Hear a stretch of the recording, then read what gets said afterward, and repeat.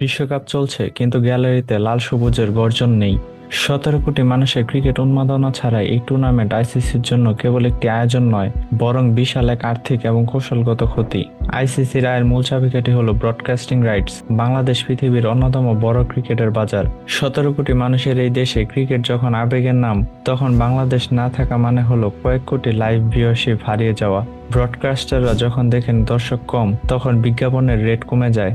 অর্থাৎ বাংলাদেশের অনুপস্থিতিতে অ্যাড স্লট থেকে আইসিসি এবং ব্রডকাস্টারদের যে আয় হওয়ার কথা ছিল, তাতে বড়সড় ধস নামবে। ডিজিটাল দুনিয়ায় বাংলাদেশের ক্রিকেট ফ্যানরা সবচেয়ে বেশি সক্রিয়। ফেসবুক বা ইনস্টাগ্রামে আইসিসির যে কোনো পোস্টে বাংলাদেশিদের এঙ্গেজমেন্ট থাকে চোখে পড়ার মতো। এই এঙ্গেজমেন্টের উপর ভিত্তি করেই বড় বড় কোম্পানিগুলো স্পন্সরশিপের ডিল করে। বাংলাদেশ না থাকায় আইসিসির সোশ্যাল মিডিয়ার প্ল্যাটফর্মগুলো সেই মিলিয়ন মিলিয়ন লাইক, কমেন্ট আর শেয়ার থেকে বঞ্চিত হবে, যা পরোক্ষভাবে তাদের ব্র্যান্ড ভ্যালু কমিয়ে দিবে। বিশ্বকাপ যেখানেই হোক, প্রবাসী বাংলাদেশিরা মাঠের গ্যালারি ভরিয়ে রাখতে দক্ষ। টিকিট বিক্রির আয়ের একটা বড় অংশ আসে বাংলাদেশি সমর্থকদের পকেট থেকে। ফলে অনেক ম্যাচে স্টেডিয়ামের একটা বড় অংশ ফাঁকা থাকবে, যা সরাসরি টিকিটের আয়ের উপর প্রভাব ফেলবে।